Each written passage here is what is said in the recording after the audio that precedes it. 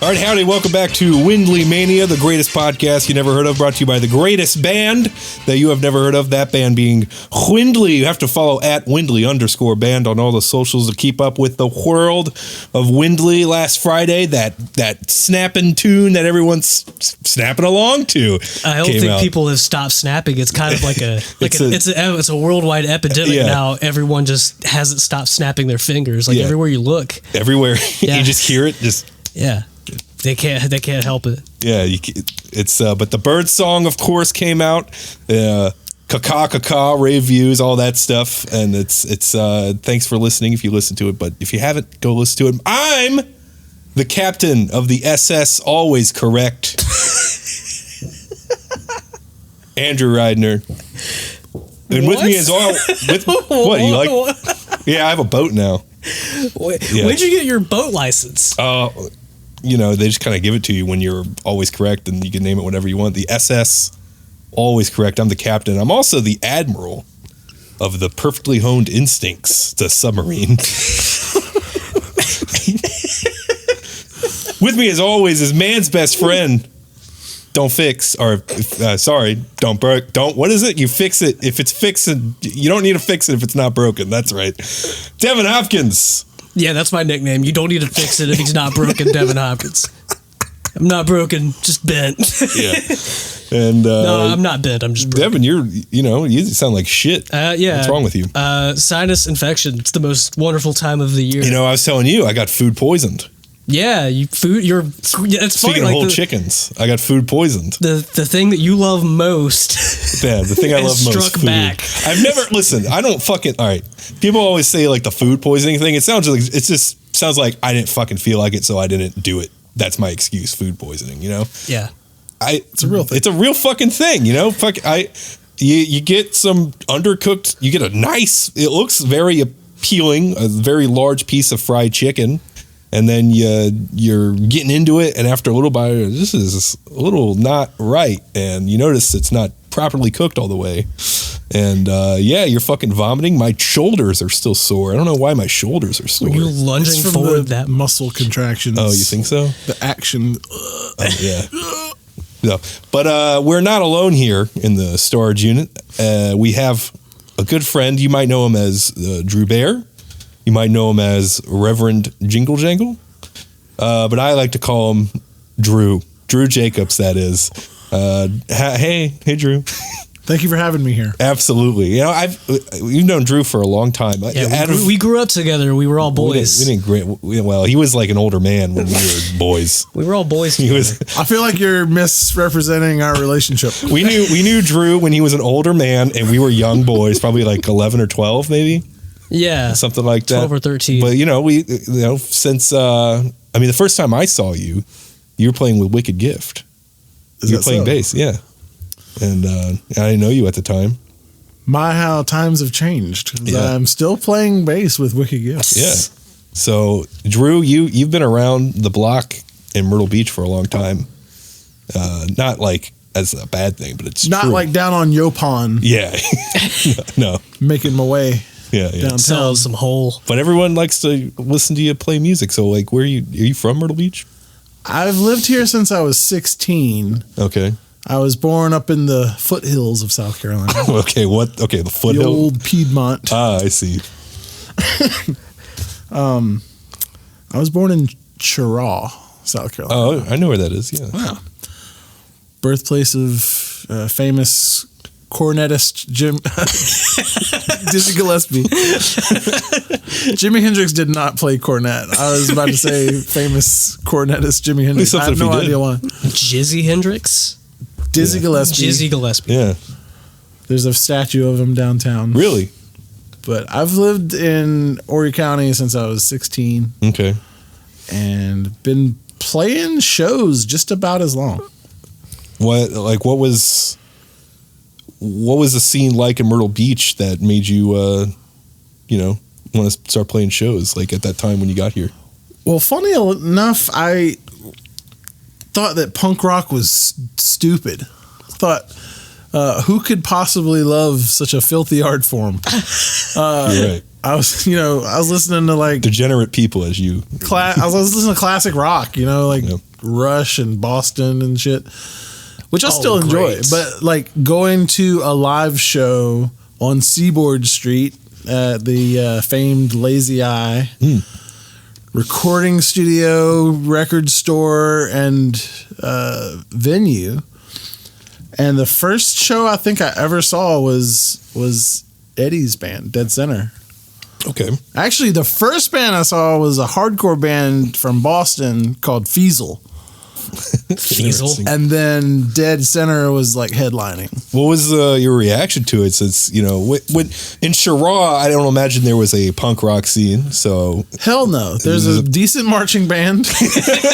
yeah. And actually, a lot of folks from that area for decades have enjoyed coming down to the coast to shag. Ah, I see. But and there's an annual jazz fest that's actually pretty well attended. Oh, okay. But yeah, no punk rock as far as I know.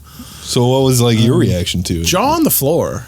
Yeah. It was like, and even I didn't even really play guitar at the time. Maybe I played a few chords on guitar at the time, but my ears respected like really precise musicianship and like kind of technical prowess. You know, like I said, I was listening to a lot of classic rock, but just hearing what people could do with like a lot of raw power and emotion was transformative. Between that and all the Christian rock that I had listened to in my church going days, I just started to see like that music could be a lot of different things. Yeah. So, knowing you after a while, you're one of the people that you really like music, man. Like you know a lot about the history, and I don't know. It's how do I put this in a weird, not in a weird way, but How do you put it in a weird way? well, I know how to put it in a weird way, but you're very appreciative of the art form, and He's a student. you I'm always a student. Yeah. I was, before I discovered that maybe I'm not meant to stay in a classroom, I thought I was destined for like a life of academia. Turns out, when they tell you college is harder than high school, that turns out to be the case. Yeah. But like in my own time and of my own volition, I do love studying things, watching documentaries, reading books. Yeah. So, yeah, I would say since, I was a lad, I was like reading books about music, reading biographies, and even though I place a lot of emphasis on the emotional side of things, I do also have kind of an intellectual curiosity. Yeah. Did your family play? Anyone in your family? My dad taught me my first couple of chords. He's better at guitar than he gives himself credit for, but he never really did anything past a few high school bands. And like I said, teaching me some stuff, and like he'd sing songs to me when I was a little kid. My uncle was incredibly gifted. He recently passed away, but he may have been my biggest inspiration as far as in the family. Actually a minister, but he sang and composed inside and outside the church, and he taught me my next kind of batch of like little guitar tricks. And love you, Uncle John. Yeah, that's cool. Did you play with the church? Did you ever get involved? Actually, not at the time. I've recently taken a few like paying gigs at church, but that was kind of like, I think when I was in high school and I was going to church, I think we had more of a traditional service, which also was kind of really cool. Like for me, is like somebody just soaking stuff up. The amount of sound you can just get from like a piano and an organ, and then like a room full of voices, is actually quite complex and satisfying. But I didn't play at the time. I think I just started writing like stupid comedy songs. Like Tenacious D was kind of starting to happen at the time, and so I was probably overly influenced by Jack Black. Nice.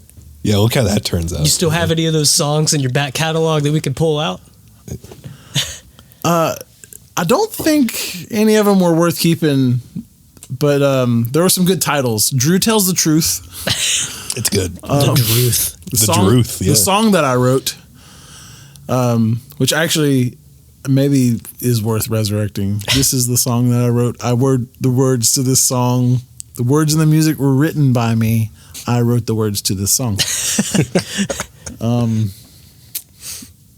But yeah, I mean, those are all just kind of. It's what you're supposed to do. You just start trying stuff out, and I don't think you're supposed to be really good at it when you start. It's there's meant to be a learning curve. So you come here and you see Dead Center and Feasel, but more importantly Dead Center because Myrtle Beach history. Yeah, Surfside, all boys.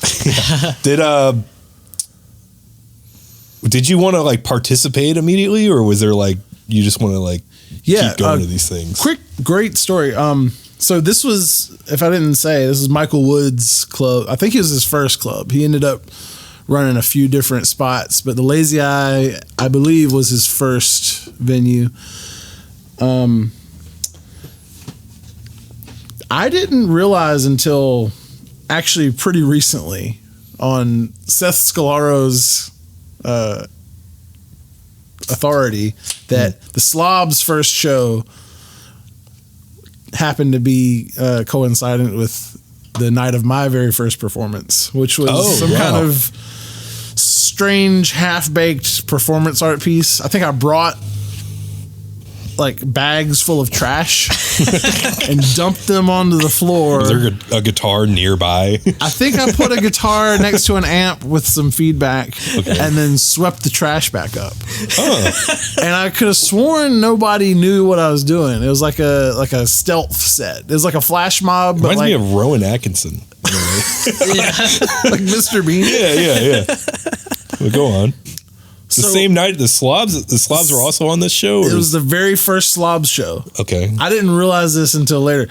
And apparently Seth was watching me sweep up the trash because I thought it was just kind of like get in, get out. Maybe nobody even knew that this was art. It was like invisible art.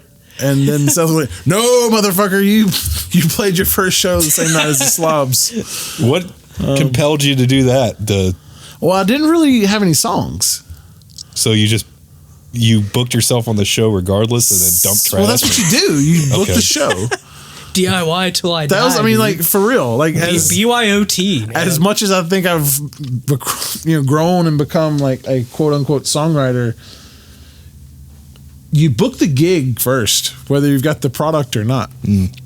And I think our first I think our first show was like booked before we had a finished band, actually. Yeah.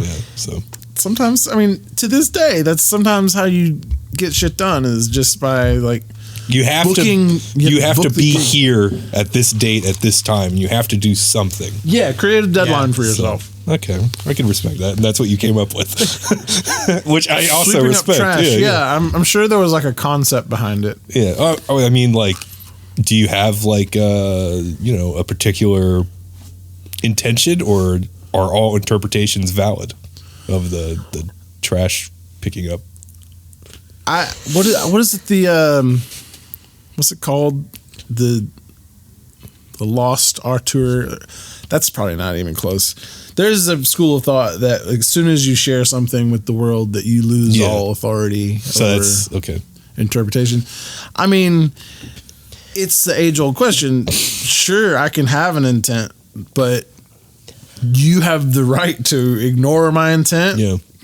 Come up with your own interpretation. That's the beauty of what we're doing. Like, even as things become more polished and more refined, someone out there can listen to it and definitely imprint their experiences onto what everything's collaborative, whether you want it to be or not. I'm just lost in I'm just letting that sit in the air. I'm letting it all. I'm just taking it all in. I'm also thinking about Charles Manson. in his interpretation of a Beatles record. But yeah. Okay, so who did you talk to get on this show and to get involved? Like, Michael was definitely booking the shows, and honestly, that continued for years. Like, I don't know if I had a successful, like, what you would recognize as like a traditional band until maybe like 2 years later.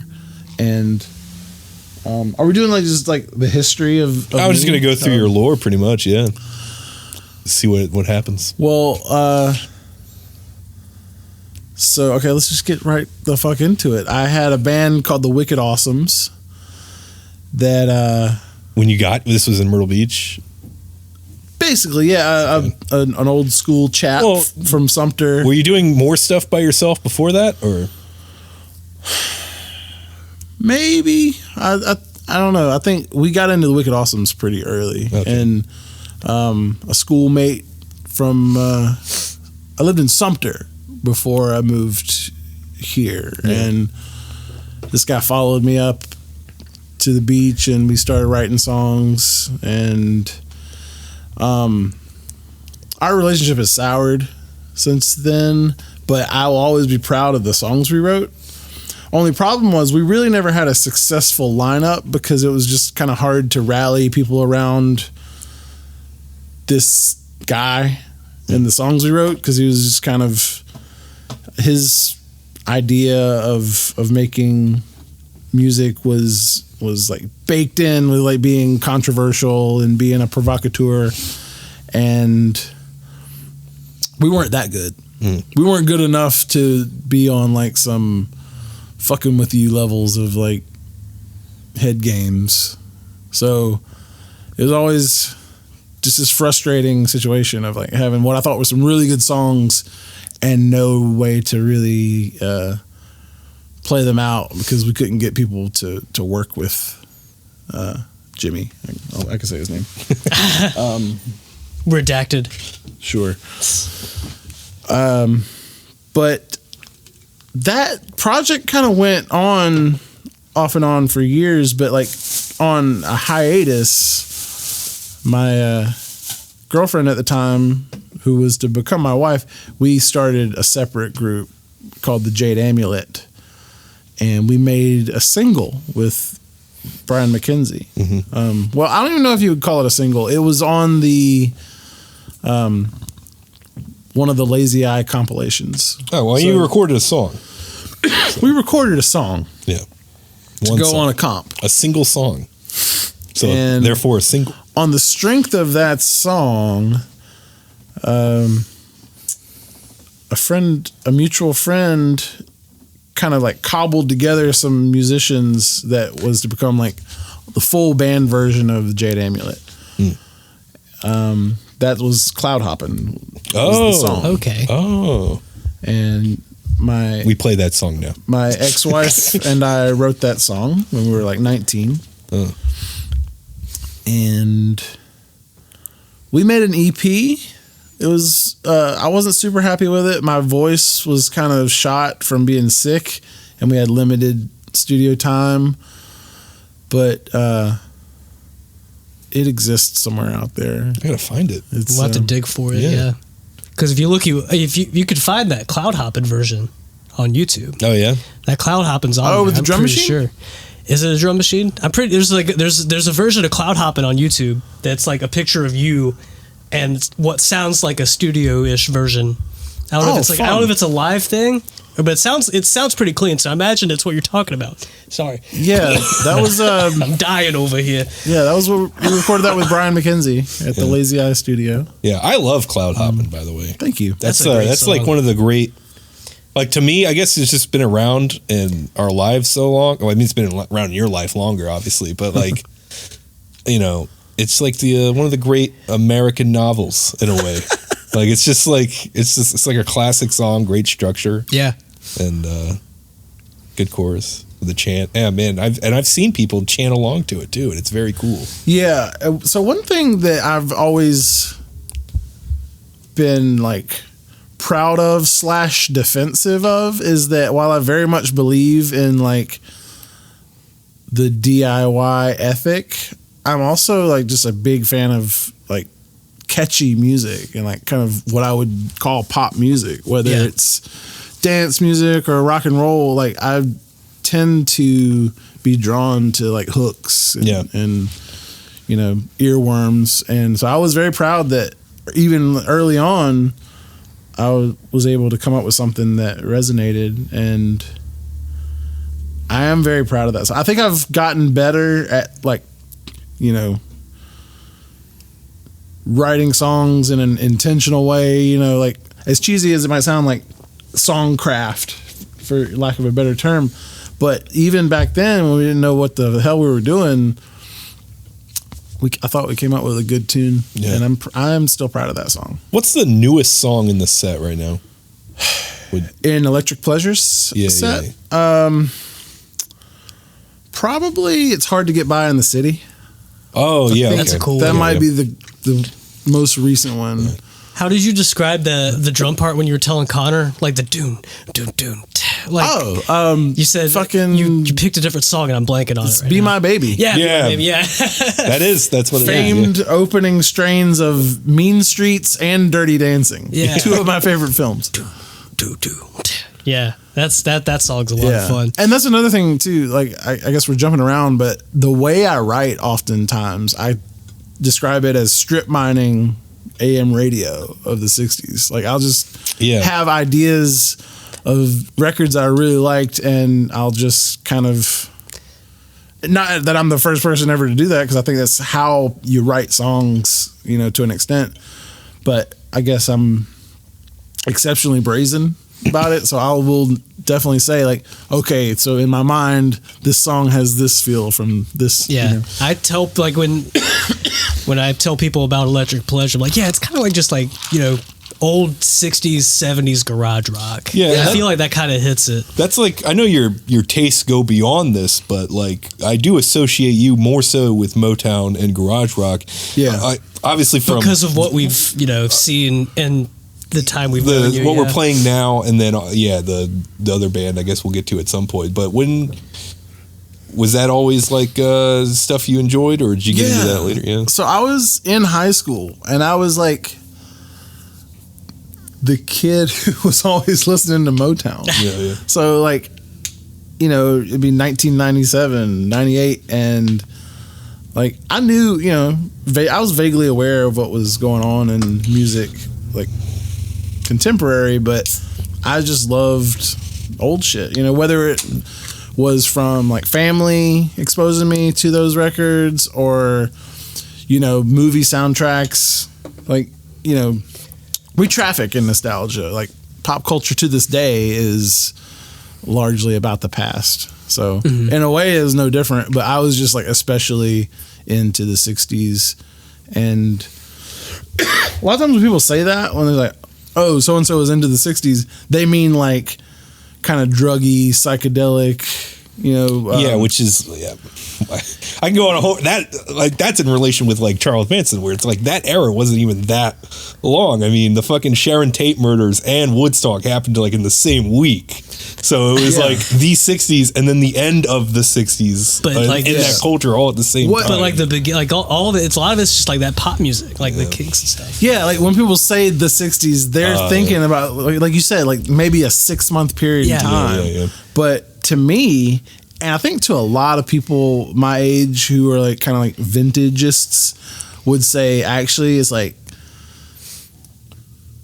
late 64 to like mid 66 is like the sweet spot. Like the cream of like AM radio, like just hits, was really the mid 60s. And it's pop music. Yeah. And I guess that's like sort of self-explanatory why you're into it, because of all the hooks, or is there any other aspects? You know, like, well, I do favor kind of like warm sounds. So obviously they're still recording on tape at the time. They're usually recording in like big rooms with good like natural verb. Or in the case of Motown, they're running the tapes through like a homemade delay that they're like using like the bathroom as an echo chamber, which is like the baddest story I've ever heard. That's really cool.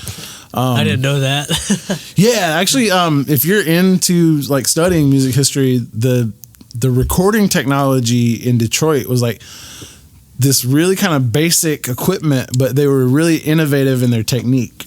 So between the musicians they were using, which were like top-notch jazz musicians, but they're also running a homemade echo chamber in the John, and it's That's just awesome. like the wildest thing, and it gives it this really distinct sound. But yeah, I like vintage tones, I like warm, kind of like almost distorted tones, and but yeah, like the songcraft, it was like you'd have some dudes sitting around a piano coming up with ideas, and then they're like taking the charts to like this massive band. Everybody's got one part that they're playing to perfection. Is like almost like, I mean, it might sound like it's inflating the importance of it, but you know, people talked about like Phil Spector writing teenage symphonies. It really, to me, feels like those were orchestral pieces of music. Yeah. There, you have a simple idea, but there was so much going on in the background that's just like you could get lost, and like, you could spend the rest of your life listening to like 50 records and still find new things to hear. Sure. In the layers. Yeah. And I dig that. And then it's too hard to replicate that when you're in a DIY band. So you do like the shitty 4-piece loud fast version with a garage band. Yeah. And that's its own kind of beauty. I enjoy that doing that. So so after the Jaded Amulet, what was next? Well, that band kind of imploded just because guys were like moving away. I ended up getting married, and I lived in Colombia for a few years. But during that time, I don't think I thought of myself as a songwriter. Like, I wanted to be a songwriter, but I didn't have enough confidence in myself at the time. So what I did was, I was like, I'm just going to be the best bass player that I can be, because that's another thing that I really key in on a lot is listening to the low end on records. And so I was like, I'm just going to be the best bass player that I can be and get people to have me join their band. And everyone kind of always like needs a bass player. Kind of like Devin now. Oh, who, me? I was, routinely in like 5 to 8 bands at a time, and there were shows throughout like the 2000s during which I would be the bass player in every band on a bill. And ain't it fun? It kind of is. I don't know if I would. It's a little fun, but at the same time, it's like I just want to like stand still for a minute. I don't know if I would want to do it with as much regularity these days as when I was like your age, because you do just kind of the stamina required is a lot, and even though I'm like playing 3-hour or 4-hour shows now, yeah, it's like I can pace myself, and I can pick how I'm gonna draw out a night. But when you're like playing like balls to the wall and like back to back rock bands, you're putting out a lot of energy. So I'm glad I did it when I did. And I've actually done a few things like that recently, but even so, like my strategy is different. Like I play differently. Just, you get older, you decide like, I don't need to play 16 fills in the song. I can do 2 really cool fills and then just like hold it down. Count. And so you play smarter, literally because you have to conserve energy. But sometimes that ends up being the best musical choice.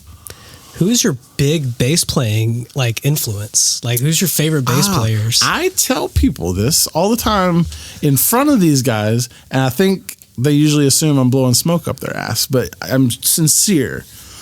There's 2 local fellows who I grew up watching, really 3, but one was someone I don't know if I took influence from as much as I just enjoyed his writing and playing.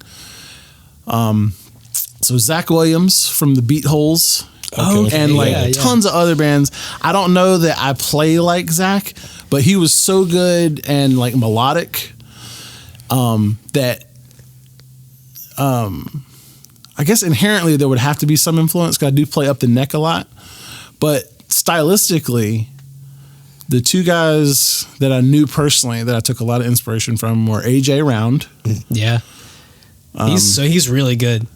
A fantastic, he's so good musician. I try my best to remember the parts that he played when I play your songs. Yeah. I mean, because they were just perfect. And there's situations in which I can't tell what things were his ideas and what were my ideas because we both had the same influence. Mm-hmm. So, you know, on stage, he was often the person I would reach to first to play my songs because we just had a lot of the same reference points.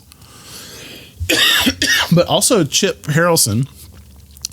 The Slops. Who, if you listen to like some of the stuff he does, you might not immediately pick up on the fact that he was in that same kind of zone because he plays everything. He's like a guy that you can just have him play whatever, and he does like so many different styles, and he's a gigging musician, so he's very flexible and versatile.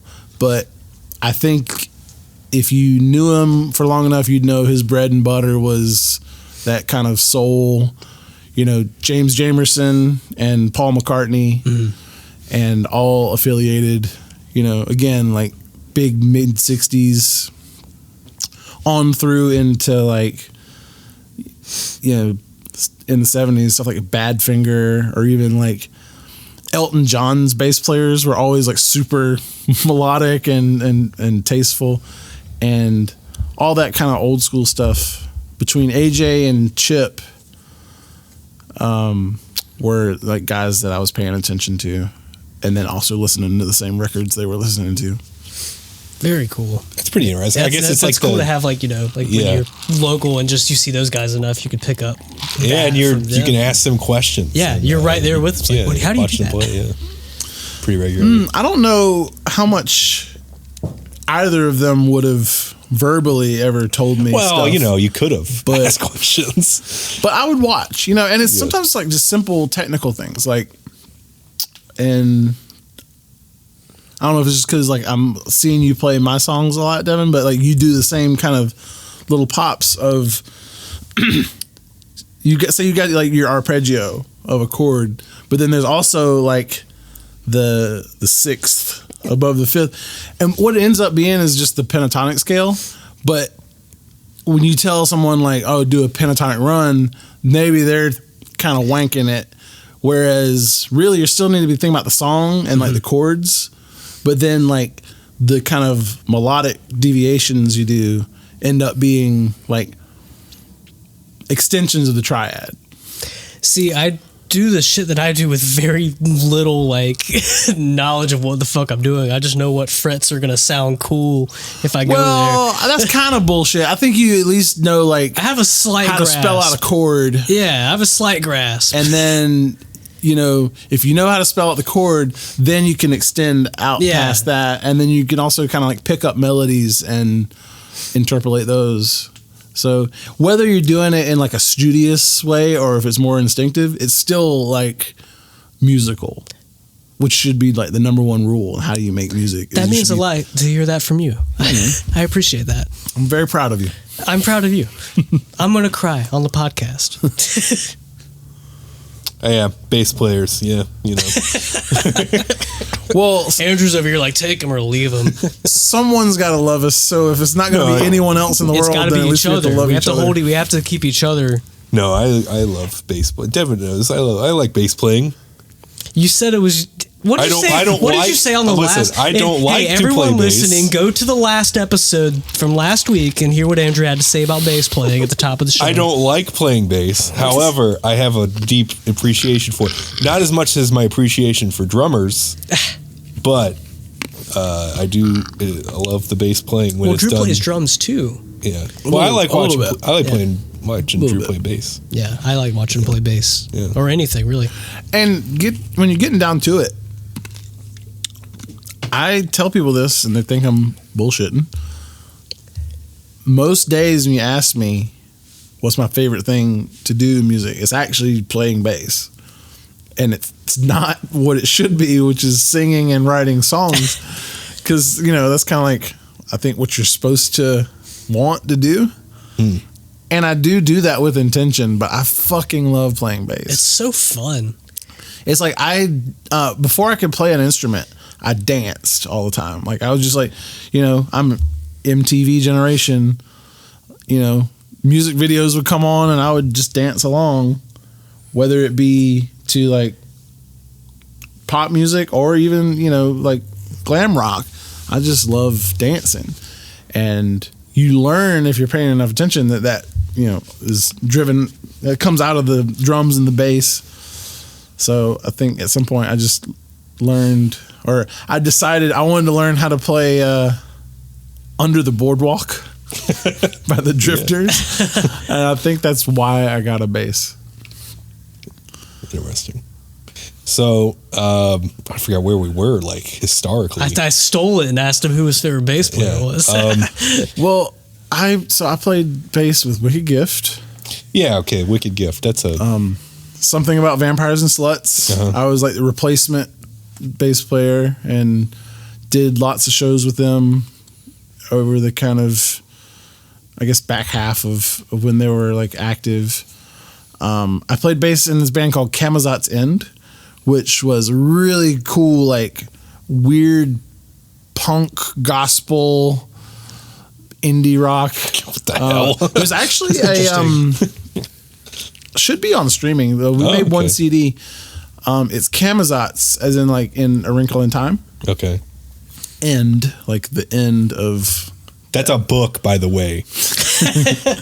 So that record should actually be up on streaming, and I played all the bass parts and like a lot of really weird like falsetto background vocals. And I may have played glockenspiel, or maybe Justin, the singer, played the glockenspiel. I can't remember. But basically, I was just,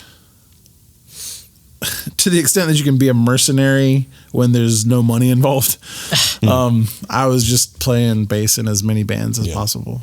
So the first time I saw you was with Wicked Gift, but not in a regular show sort of sense. It was Phil, of course, the guy behind Wicked Gift. He writes plays. I don't know if he's written a play in a while, but he wrote a play like over 10 years ago called Scorpio's Kiss. Yes. That's where I saw you. Oh, wow. Because my cousin was in that play. Remind me, who was your cousin? Caroline. That's right. We've discussed this before. Yeah. So lovely gal. That was the first time I saw Drew. He was playing bass and he was dressed up like a cop. I think you told, because they were all dressed up like cops. Yeah. So often when Phil would write plays, they'd be musicals, and we'd be the house band or the pit orchestra or whatever you want to call it. I've actually been on him to like go back in the studio and record those soundtracks, because there's like Wicked Gift, like kind of like official, this just kind of, like eccentric rock songs. But then there's like all these plays that Phil did with songs that like specifically go with those plays that there's scant documentation of. Would he just bring you all this material for the plays? Would you just all have it done, or would you? Oftentimes, I would be one of the first people who would come to, because I speak Phil, and he's got these brilliant musical ideas, I'll be the first to tell him to his face, he can't always communicate them in the most clear and effective way. But I've developed the ability to kind of understand his intent a lot of times.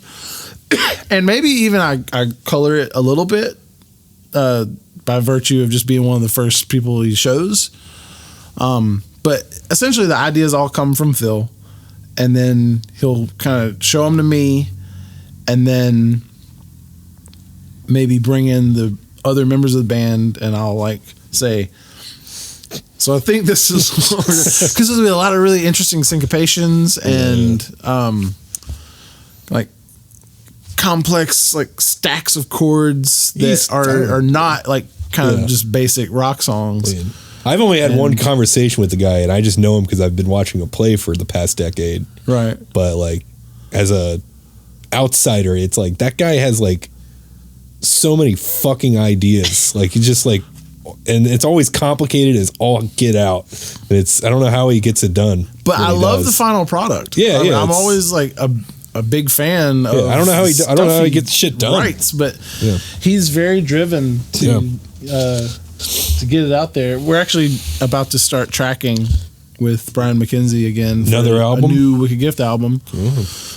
And there's like a whole other album's worth of stuff that got left on the floor that hopefully will be, not fall by the wayside because like there's some good stuff in there. Yeah.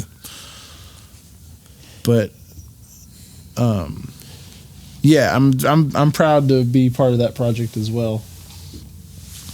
So, when did you think, you had to kind of like slow down on the more, I mean, obviously you're doing a lot of creative stuff now, but to pivot from playing music just as a creative thing to do to playing these paying gigs. Okay. So honestly, at the same time that I was playing bass in all these punk bands, I was also trying to get paying gigs in some cover bands. And so really it wasn't like the two were separate. It was just, knowing that one of those things was more lucrative and one was more just like purely for the love of it, but it was all happening at the same time. And the long story short version of like what I'm doing now starts back in like, the mid 2000s. I was getting some gigs, some paying gigs as a bass player and just learning lots of different styles and, getting $100, $80, $125 at the time and thinking like, I ain't mad at it. But I don't know if I ever realistically thought I could do it full time because first of all, when you're playing like in a 4-piece band, the split is such that you really have to be working nonstop to be able to pay your bills. And I was cooking. I was a cook for 22 years, but I had always fantasized about being able to play music full time as a career, but it wasn't realistic or feasible until recently when I started playing solo shows. And that's only been kind of like the last 2 years that I started transitioning away from looking for lots of gigs on bass and instead looking to market myself as a solo artist. And I still feel conflicted about it. It's not, it's not my favorite thing in the world to do. Like, I love playing in a rock band, but I also cannot be a line cook for the rest of my life. You physically just can't do it. It's not sustainable. So, what I've done in the last 2 years is just decide. What I wanted to do was try to make a career in music. Well, can you describe your schedule right now? Because it's pretty fucking insane. I remember, especially just over looking the summer, at it on paper. I remember one day over the summer you posted. I was like, "Holy shit!" So yeah, May. I think I had like 20 gigs or so. June, July, and August, I had 25 or 26 shows each month. Yeah. So oftentimes... There's only like 30, 31 days in a year. Oftentimes that meant playing 6-7 days a week. Yeah. You doubled and up also a these are days, right? minimum 3-hour gigs. Yeah. Yeah. And for me, what that means usually is 80-minute set, a 20-minute break, and an 80-minute set. Yeah. And for anyone going like, what's so hard about playing your guitar for 3 hours a day for 20 days in a row? I would fucking try it. It is a physically taxing act. Not only the part where you're playing the music, but the people you have to deal with, getting there, leaving there. Like, so it's physically taxing to play guitar and sing for that long. Like, it actually requires, I can't imagine singing. An effort of like your body. But as you say, also the emotional side of it. It's like working in a restaurant in a way, and people, you could argue with me if you want. There are a lot of correlations. You're doing physical and intellectual and emotional labor all at the same time, and it is a job. Yeah. And I don't complain, and I have no intention of going back to the restaurant industry if I don't have to. But it is a job. Yeah. Playing music for 3 hours. And also, I don't always take a break. Sometimes I'll play 3 straight hours. And that is a task.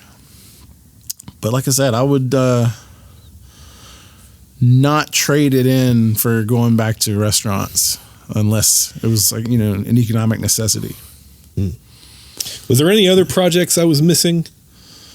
Besides, whether it's Drew Jacobs and the Sauce, which was a thing. Well, famously, I like changing the name of my band that as to be as least successful possible in marketing. So there was, I think, when I first moved back to the beach from Columbia, Michael was booking Drew Jacobs Band, which wasn't even what I wanted him to put, but he was, it's Drew Jacobs Band. Then I was like, well, it's Drew Jacobs and the Rainbow Surprise, or Drew Jacobs and Velcro Love, or Drew Jacobs and Beard Syndicate.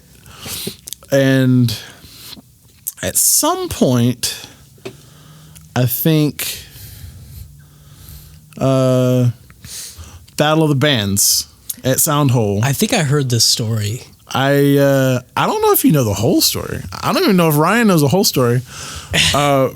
I approached the guys in Paperwork to back me up at back of the band, Battle of the Bands, and then like with a week to go before the Battle of the Bands, they're like, we can't back you up because we entered the Battle of the Bands. And so instead, I asked Ryan Carter and Phil Fox and another local songwriter who I think lives in Atlanta now. Her name is Emily Schrag. I think she sang vocals, but like instrumentally, we were like a 3-piece. It was like drums, piano, and guitar, and it was specifically put together for the Battle of the Bands at Soundhole. This 2012. That sounds about right. Yeah. And we won the first round, and then we I don't know if we placed in the finals, but we felt like we had a pretty good little thing going. So we started booking some shows at Island Bar, and I think pretty damn immediately we were Drew Jacobs and the Sauce. How close is that to the version of the story you know? I thought that was the one y'all did as Drew Bear. Were we Drew Bear? He said that like he told me at one point y'all had a gig or something, and you said, I'll do it, but you have to put me on the bill as Drew Bear. He told me that a long time ago. I think that's later on. Oh, okay. If my memory's right, and it could be wrong. It seemed like at one point the original shows you were Drew Bear, and the cover shows was the Sauce. There was like a differential. So yeah, the timeline is fuzzy. I don't know if we started out playing as Drew Bear. I know we ended playing as Drew Bear. Yeah. So that was like like that was like my mom's nickname for me, like, or a version of like what my mom called me. But yeah, basically one way or another, it shook out that we were doing bar gigs and we were known around town as Drew Jacobs and the Sauce. But honestly, even during those shows, we were doing a lot of original songs. Yeah. But at some point, everybody got burnt out. And either we became or reverted back to Drew Bear. Mm-hmm. But by then, I think it was just like we were losing momentum and we kind of splintered apart. As any great band does. But that was like mine and Andrew's kind of introduction. I guess definitely introduction to you, and kind of an introduction to what some of what the scene had to offer around here, because there was the hardcore and punk stuff. But this was like a couple years before we met, like Costin. Yeah. So yeah, the I guess the 2 years before that was going to your shows, Drew, and meeting, kind of roadieing for you, essentially. yeah, you guys roadied for us. And we took advantage of the free food that sometimes they were offering to you guys. Because I guess maybe Ryan didn't like get his free meal, so he gave it to me. I was like, hell yeah. So I'd get a free meal sometimes. But that was essentially like, at least for me, because again, I didn't have a family member associated with the scene. But like meeting a lot of these characters for the first time and kind of like getting acquainted with some of the history that we have here. Well, and it's weird because like I've always felt like a kind of in between kid, because like I was like 1 foot in like bar bands and 1 foot in like do it yourself kind of punk, and so many people think that the two are mutually exclusive. For me, it was never a conflict because you can differ with people on taste, but like for the most part, everybody wants to listen to music to make them feel good. Yeah. And I never had any trouble reconciling the two ideas, but I think to this day, people still sometimes are confused by the fact that I'm comfortable singing covers and doing material that's more personal. But to me, I hardly see a difference. Yeah, I can't really, I don't have any issues with it like personally, because like all the conversations I have with people, it's like, yeah, I'm doing this because I like music and I got to make money. I'd rather just be playing original stuff. That's always the same common thread. That's always I'd rather be playing my original stuff and doing that. So and you know, but this is also fine. To an extent, I would say I agree with that statement, but I've never felt like a sellout. You know, I think nor should you, honestly, because it's like a fucking. I think that's the common kind of argument against it is like somehow you're inauthentic if you're supporting yourself doing it, or you know you've compromised your values if you play, you know, a song people like and I think someone pays you for it. My younger dumb brain, not that I'm less dumb now, probably thought that, but like now I've, you know, like I see it, I'm like, that's fucking badass. And you see these guys like, you know, they'll do these songs that you've heard before and they fucking like, they're doing it. Yeah. Like there's some bands that shred and playing these songs. If you're doing it and you feel shitty about doing it and you're playing songs you don't like, then maybe you are kind of a sellout. Yeah. But apart from like playing a specific song at a specific time for a very large tip, have never played a song I like really hate. That's something else, because I mean we've practiced your cover set list. It's not a lot of stuff that you would typically hear at like some of these, like some of the restaurants here. It's not the same stuff that every band is playing. You would think I came up with the fucking, you know, cure for homelessness with the very simple philosophy of you can make your set by picking songs that you like and the crowd will like. Yeah. I don't understand why it's such like a hard formula to crack, but there's so many There's songs. a lot of songs.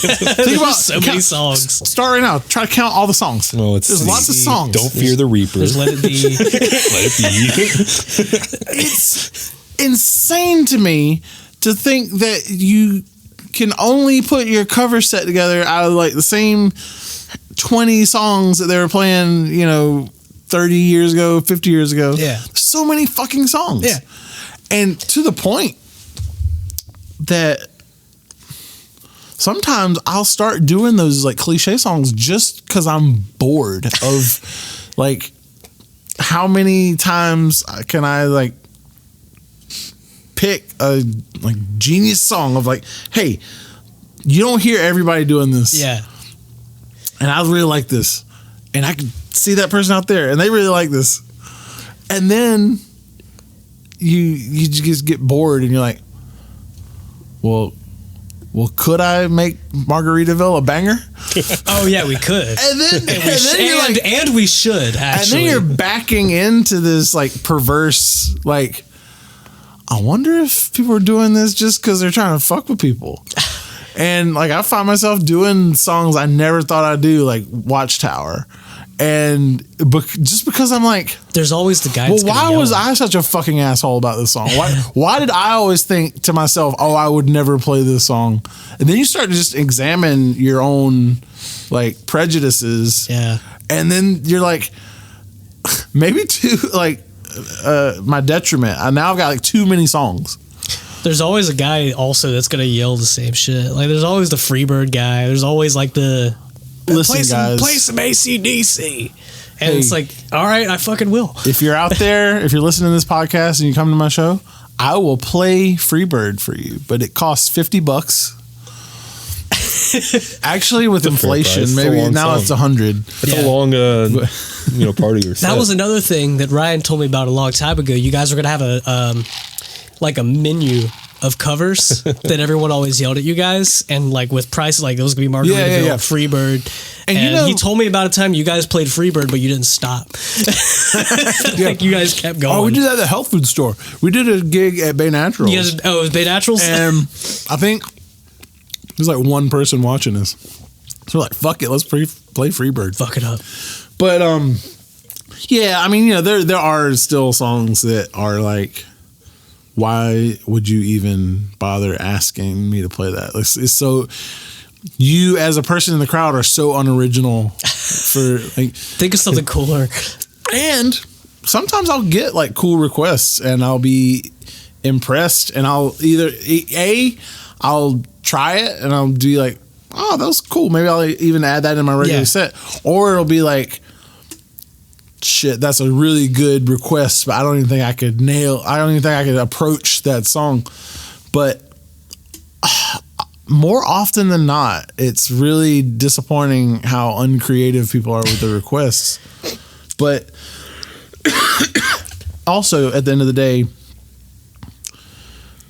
being an entertainer is not a dirty word. And I don't begrudge people wanting to hear a song they like.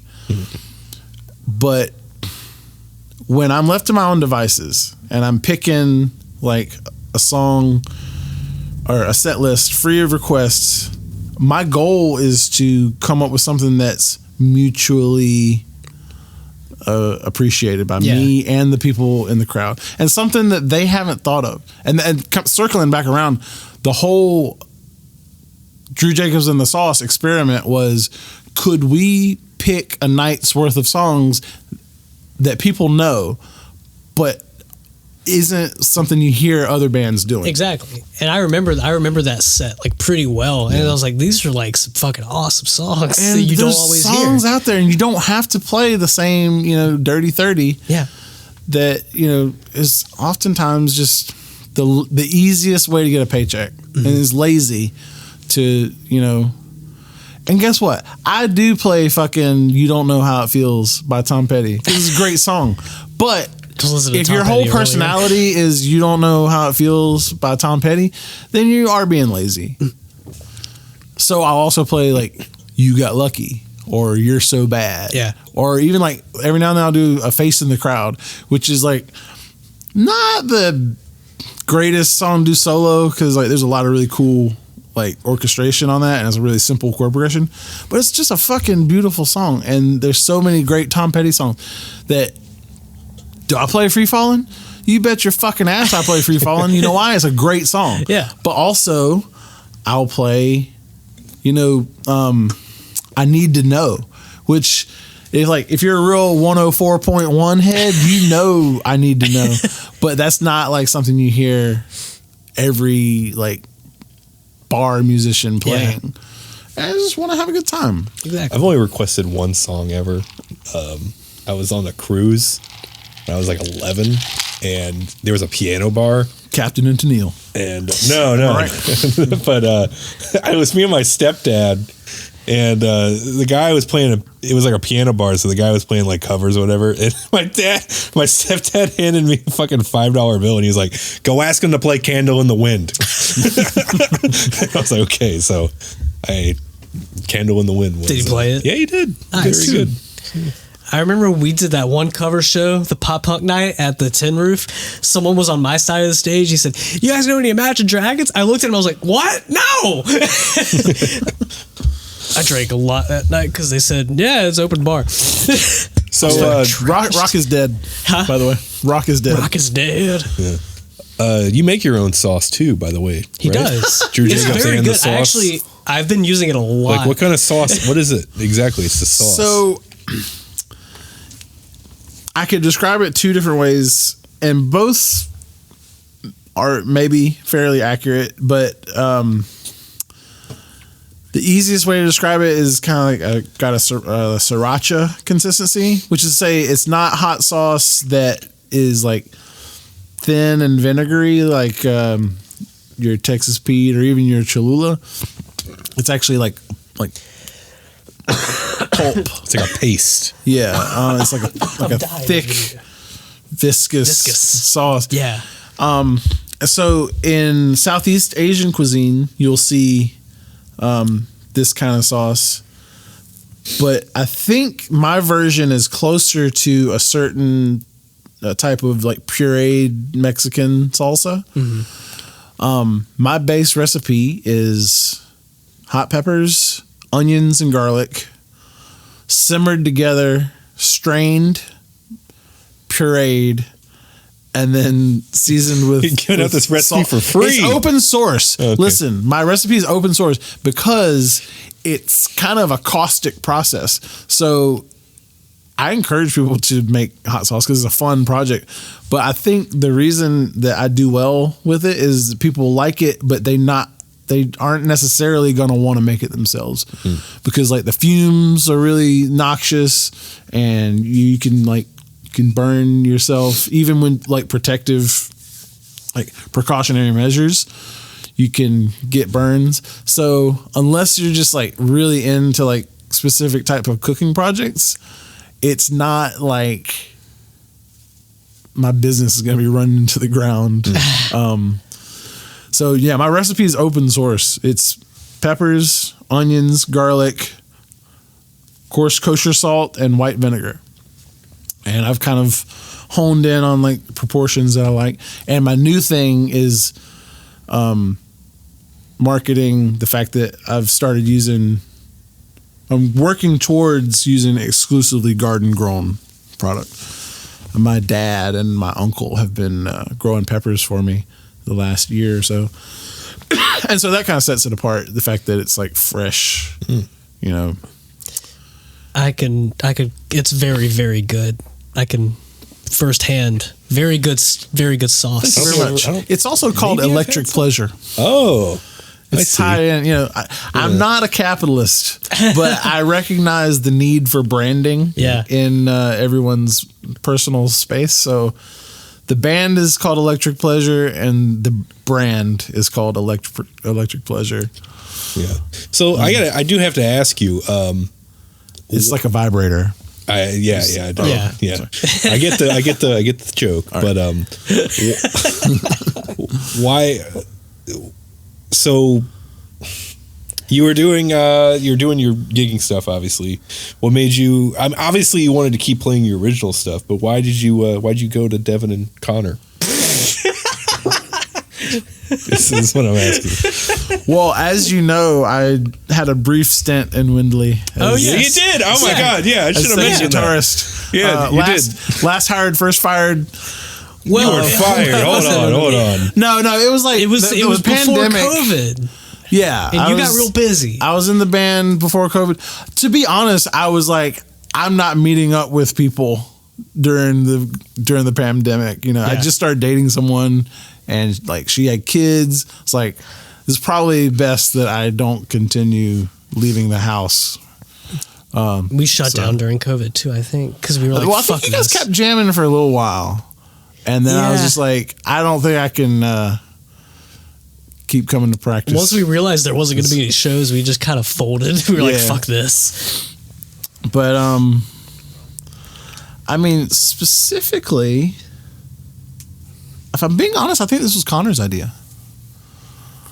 I think it might have been because he's like Connor was interested in like doing something different, and you know we've yet to bring this to fruition. But the whole idea is like we're kind of gonna try to do some cover shows and get out there.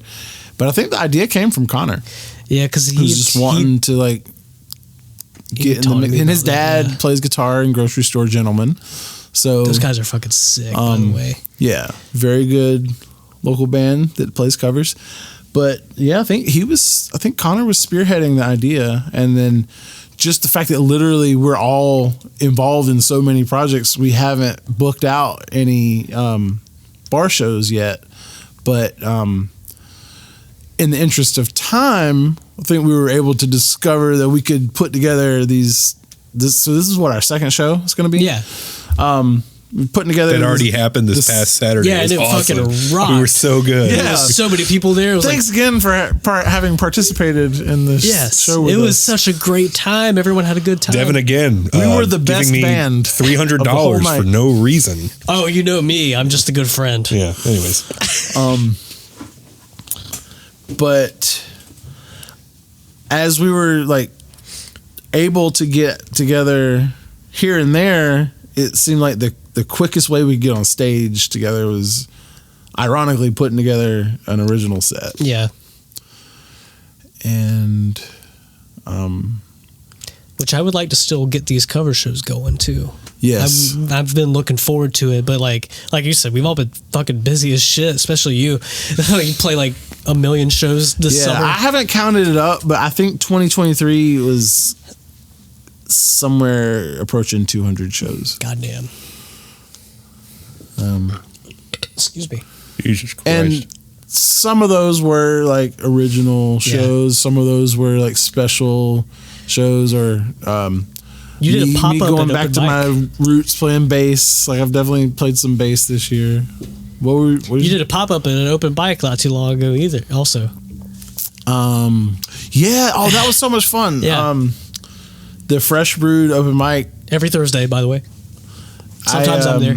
Was actually a gig got canceled. Yeah, that's what happened. I remember. I went to Andy Owings and I bought some gear that I probably shouldn't have bought, but I don't regret it.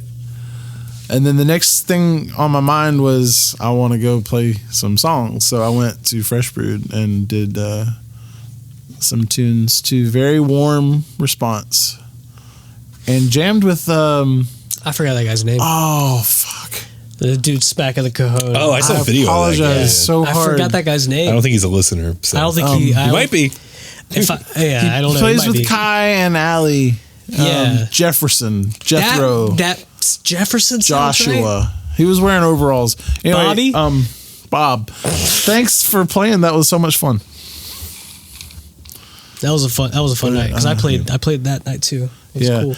Open mics have been kind of a new thing for me as far as like going regularly. I'm actually a substitute host for a songwriter oriented open mic. Oh, really? At Dirty Don's in Market Common. Oh, nice. My friend Melissa Joyner she kind of created the event. It's like Thursdays. So it kind of competes a little bit with Fresh Brewed, but it's been like two separate crowds, but she's marketing it as songwriter night. Mm-hmm. So it's like a bar setting, but it's actually pushing Originals. That's really cool. And I've been hosting when she's been like touring, and it's been really interesting to like.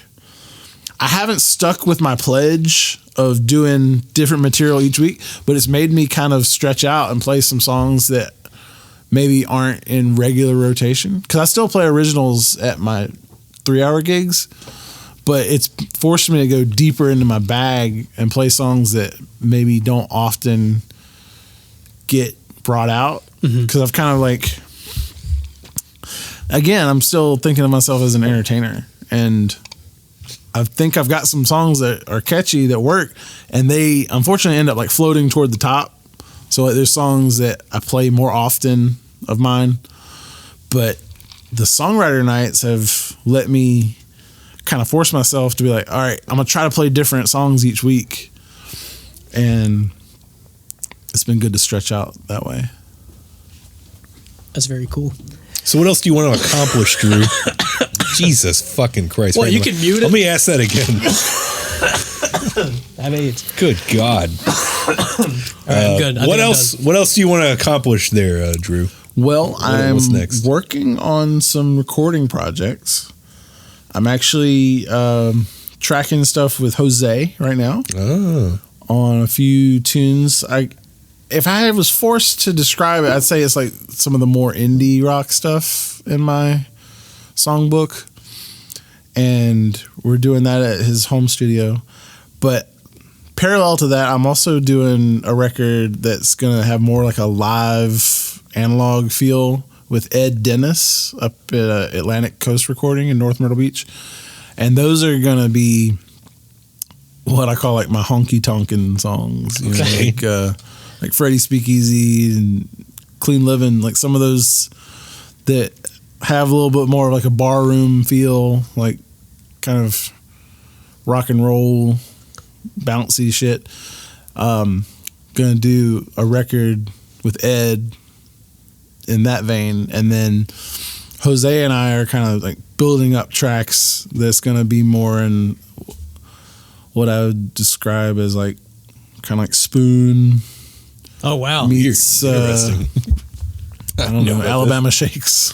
Okay. All right. But, which is still kind of in the vein of like rock and roll, but I think it's going to be a little more sonically interesting. Very cool. Right on. Well, Drew, I don't know. Is there anything else intelligent you have to say? How did you get the Reverend Jingle Jangle name? Oh, okay. Oh man, we didn't even talk about. So we touched on Drew Bear, but as not Reverend often Jingle as Jangle. possible, I would try to DJ. And I'd play like funk and disco, and then like 80s pop.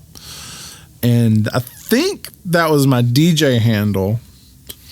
Although I also used it as a stage name in like certain bands, but primarily I think that was for DJing. And it was a reference to the scene in church in the Blues Brothers when James Brown is preaching. And he says, you know, when I woke up this morning, I heard a disturbing sound. What I heard was the jingle jangle of 1,000 lost souls. Oh. And jingle jangle is kind of a trope, honestly, in like rock and roll and pop music. Like a lot of people assume it's Tambourine Man, Jingle Jangle Morning, but it's kind of like it's all of it. But my specific inspiration was the Blues Brothers. That's sick. I like that. And that was my stage name for a brief time. I like it. Right all right, that's all I had. Okay. I had one question this whole time. No, I didn't know if it was going to come up. Okay. It never did. Yeah, you're right. You never know what's going to come up. We did not go in a linear fashion. That's okay. We went in a fashion. So, I don't know, man. Is there anything else that's on your mind that you want to just say? Well, I'm happy and proud to be playing a few shows with you lot. Oh, thanks. And Garrett, I'm coming for you.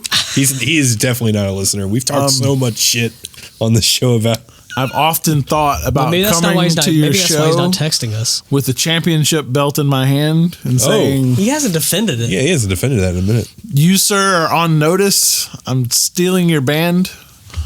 But he hasn't returned my calls. He's been called out, dude. He hasn't returned my calls. He's been Holding called the belt out right now. so. He doesn't even take the belt with him. Yeah, he just leaves He's it. not defended this proud of belt it. in over a year. Yeah. As Some pog champ He's he the is. pog champion, and he hasn't defended it. Yeah. Well, Drew, where can people find you if they haven't already? I mean, there is a great deal of Myrtle Beach listenership. Well, but, you can go back into the past and come see me play with you guys at the Fresh Brewed show. I don't think that's possible, but yeah, they could. That was a great show, by the way. Einstein posited that it was possible. Yeah, well, he's dead, so what does he know? For all you know, he's living a life of Yeah, I don't think so, infinite Lives. recursion. Yeah. I don't know. I did make a music profile that I have not really been active on yet, but I've had it for like 2 weeks. It's Drew Jacobs Sings What is that on? on Facebook and Instagram. I have that handle, and I'll be using that to promote all my music comings and goings. So you can follow me at Drew Jacobs Sings. Very nice. And hopefully as I get like music recorded and stuff, I'll have a website built and start like making and selling merch and shit. Like honestly, we all know that, you know, as I said, rock is dead. So you can't make music, or you can't make a living, you know, with your original music, really. But I think you can make a living doing what I'm doing, and I think you can make a few extra bucks selling T-shirts and stickers and shit. Yeah, being So- like a band or anything is just a really complicated way to sell T-shirts at this point. Honestly, Yeah. it's a T-shirt business. Yeah, I just use it's- an excuse to hang out with my friends. That's literally all I But, play music for. Nope, I do it to sell shirts. Okay, well, I'm kidding. So I I don't like know it. how to get into this racket, but I think what you can actually do these days to make actually like real money with music is with licensing. Oh yeah. But I haven't looked into that. I don't know any car manufacturers, so I don't anticipate licensing my music anytime soon. But I'm open to the possibility. If you're a lawyer or like a music whisperer, come find me and tell me how to profit from my art. You hear that, Mazda? I know Mazda listens. Mazda Yeah. listens They do to listen. Windley Mania. Well, Drew, thank you for hanging out. Thanks for having giving me. giving most of your story. And I'm sorry we ran out of time to talk about whole chickens. Oh, You shit. can have me we back forgot. next time, Yeah. and we'll. There's a whole episode for the whole chickens.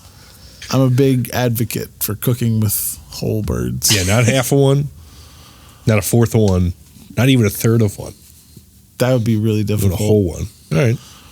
There's lots. I mean, we could actually do a whole episode about And we're it, not so going have to me right back. now. And we're not going to. I'm gonna close this shit out. That's what I'm doing. I yield the remainder of my time. But yeah, Drew, I like playing you the band a lot. I've liked watching you play over the past decade. Likewise. So Thank you.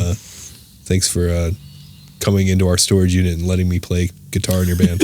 So, Devin, What? you notice this thing about if you like music in Myrtle Beach and you want to go to shows? There's a lot of shows that go on in Myrtle Beach, but there's nothing like a Myrtle Beach show. Oh yeah, there's a specific place for that. It's called at Myrtle Beach Shows. which is a really good name for it. And it is. If Yeah. you want shows in Myrtle Beach, I mean, what else are you going to call it? Fucking Conway shows? No. Nah, there's There hasn't been a show in Conway That would be a terrible in a name. while. Yeah. I mean, I would be open to a Conway show if there's a space in Absolutely. Conway to make it Absolutely. happen. But that's not what's going on right Nope. now. It's Talking Myrtle about Beach. Myrtle Myrtle shows. Beach shows. Yeah. So you got to follow at Myrtle Beach shows for some of the shows that go on in Myrtle Beach. We'll be posting those as we are able to announce them. I only know about one of them right now, and it's the most important show as far as I yeah. know. It's the Windley EP release show, Scenes from a Hat. It'll be coming out January 19th, but of course, on January 26th, Saturday at Fresh Brewed Coffee House, we'll be there. We'll be playing the EP and some other songs with our pals, Lunchbox Hero and Newgrounds Death Rugby. Oh, I love those guys. I think doors or whatever at 7. You just got to be there in the evening time and be able to pay $10. Yep. So and bring a friend that also has $10. Yeah, and make them bring a friend. Yeah. And but I'm sure never ends. Yeah. And that's all I have because I don't have a fucking flyer with any other shows on it right now. That's fine. Just follow the thing. Just follow the thing, and you'll be able to see them for yourself. So, Drew. Oh, also support your local cinema. Yes. Yeah, absolutely. Go to the movie theater. Yeah. Yeah. Devin, you have anything else intelligent to say? I never do. Yeah, you never do. All right. With that, we're going to get the fuck out of here. Goodbye. Thanks for having me.